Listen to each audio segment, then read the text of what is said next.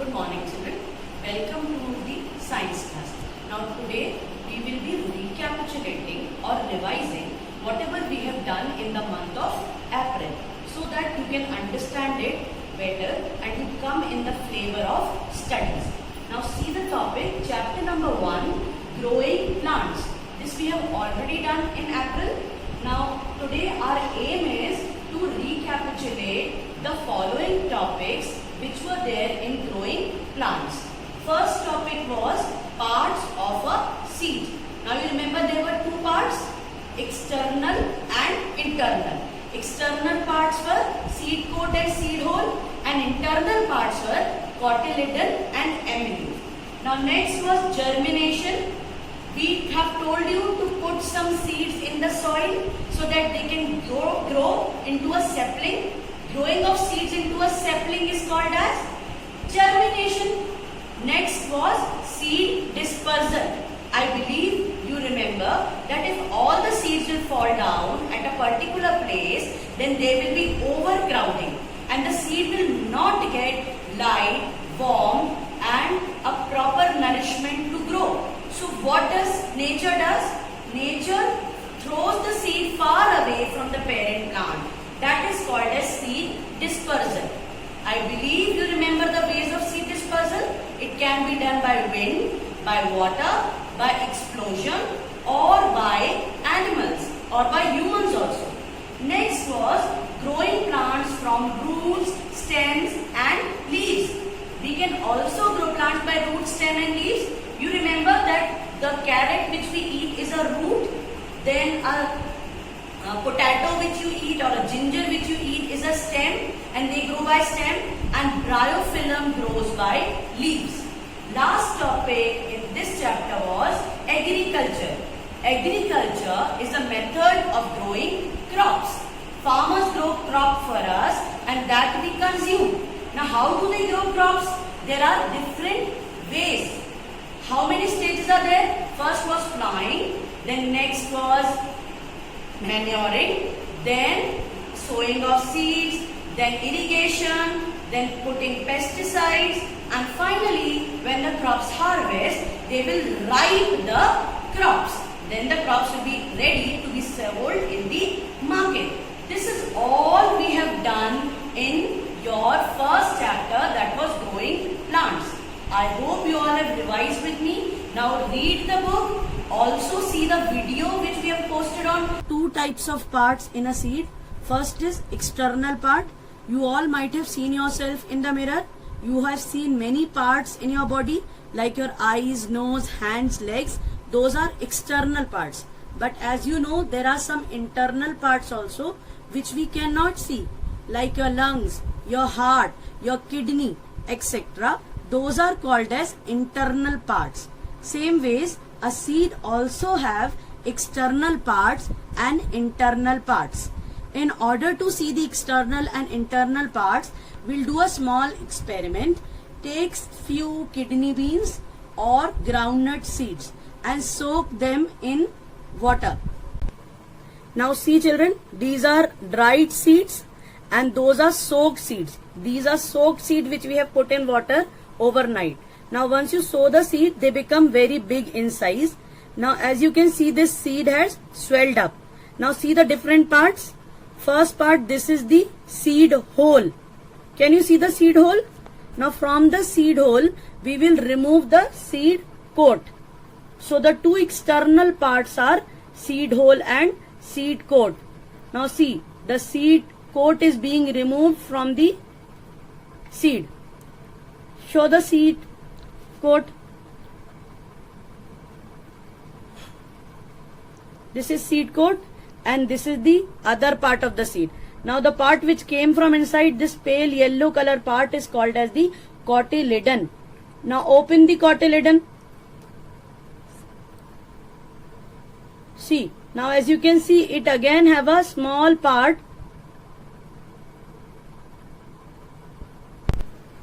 See children, after removing the seed coat, this type of seed will come out. See, this part is called as embryo or the baby plant, and the white part is called as the cotyledon. These are the different parts of the seed. Have a look on the diagram. See now, external parts seed hole and seed coat, and internal parts embryo and cotyledons. Seed hole help the plant or help the seed to take in air and water. Seed coat protect the baby or the embryo from different problems or conditions. Then embryo is the baby plant, it develops into a new plant, and cotyledon provide nourishment or give food to the baby plant. Okay, now next topic, germination. Germination is the process in which a seed produces a new plant. These are the steps. First is if we sow the seed in the soil, then the seed needs sunlight or warmth and water in order to grow into a new plant. First, when the seed will start germinating, root will come out. Then after some time, when the root will attach the seed to the soil, then stem will start coming out. Then further the stem will start developing, and on the shoot or the stem, the leaves will come out. Root will attach it completely, this plant, to the soil. Now this cotyledon will shrink, and finally in the end it will fall off. These leaves can do photosynthesis and plant can produce its own food. Now how to do germination at home? Take soil in any container. Take some soil in a container. Okay. Now take the seed which you have soaked and put it in the soil. Dig the soil little bit and put it in the soil. Now cover the seed with the soil. Now put some water on the seed and keep this arrangement in sunlight for few days. You will see that a small seedling or a sapling will come out. This will show that your seed has germinated. Next topic was seed dispersal. You know that if all the seeds fall under the mother plant, they will be overcrowding and they will not get essential conditions like air, water and warmth to grow. So in order to solve this problem, nature has done an arrangement of scattering the seeds away from the mother plant. Now the agents of seed dispersal are wind, water, animal and explosion. Definition of seed dispersal you might remember, that is scattering of seeds away from the mother plant. Now you can see in this board that a seed or a fruit has been eaten by some animal and the seed has been thrown away from the mother plant. Once the seed get the correct conditions, it grow into a new plant. Now this is very important process. By this process, the seeds go to very far off places and they can also survive in natural calamities. Okay. All plants do not have seeds. Some plants they grow from root, stem, leaves, etc. Now have a look on the table. First we are cutting the apple. Now see the apple. Can you see the seed inside the apple? Yes. Now if we grow this seed, it will grow into a new apple plant. Now see the lady finger. Cut the lady finger. Can you see the seeds inside lady finger? Yes. If you will put these seeds inside the soil and they get correct conditions, they will grow into a new plant.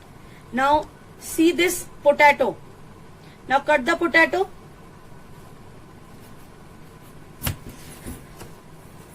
Can you see the seeds in the potato? No, you cannot see the seeds in the potato. How does the potato grow then? The previous knowledge that a potato have buds or eyes, and from these eyes a bud will come out, and if you will put this bud in the soil, it will grow into a new plant. This potato is stored or it is a stem which has starch in it, underground stem, and it grows by the buds. Similarly, the onions, these are also stem and they also grow by the stem only. They also don't have seeds. Same ways, ginger, Ginger also grow by stem. And similarly, your rose plant also grow by stem. I don't have carrot and bryophyllum in my house. You might have seen carrots. We call it as gajar in Hindi, or radish, mooli. They also grow, but they grow by the roots. They are roots. Okay. So these plants which grow not by seeds but by different parts like root, stem, leaves, etc. We call this as vegetative. The last topic is agriculture. In agriculture, we will discuss about steps of farming. You all know that India is a land of farmers. Farmers work very hard in order to grow crops. Now, crops can be of two types, either the cash crops or the food crops. All will be grown in the same manner. There are different steps of doing agriculture. First step is plowing, then manuring, then sowing the seeds, then irrigation, then we have to put pesticides, and finally when the crops are ready, farmers harvest the crops. Open your books and have a look on these steps. First steps is plowing the field, in which the soil is loosened or turned up and down so that the air can go inside the soil. Now plowing can be done with the help of a tractor or a plow. After plowing, the next step is manuring the fields. Manuring is either you add cow dung or urea fertilizer to enhance or increase the fertility of the soil. After that, the farmers sow the seeds. Sowing means putting the seed in the soil. After putting the seeds in the soil or sowing, the farmers put water on them, which is called as irrigation. Irrigation can be done either by hands or by using drip irrigation or sprinklers. Then after irrigating the field, after some days they will see that the crops have become big or they have started coming out. Now they have to take lots of care of these crops, because if they will not do so, the pests or insects will grow on them, and birds can also come to eat the crops. In order to protect the field from pests or insects, they spray pesticides and insecticides on it. And in order to remove or scare the birds, they use a scarecrow. After taking good care of the crops, then the crops become ripe and they are ready to get cut. Now cutting of the ripe crops is called as harvesting. After harvesting, our process of agriculture is completed. Two types of crops are there. On the basis of when they are grown, again the crops are of two types. If they are sown in the month of June and harvested in October, we call them as kharif crops. And if they are sown in the month of November and harvested in April, then we call it as rabi crops. This is all about lesson 1, growing plants. I hope you have all revised with me. Read the book thoroughly, do the exercises properly, learn the copy work, and remember, the assessment will be very, very simple. You will try to do it, you'll do it very nicely. All the best, do well, work hard. Bye bye.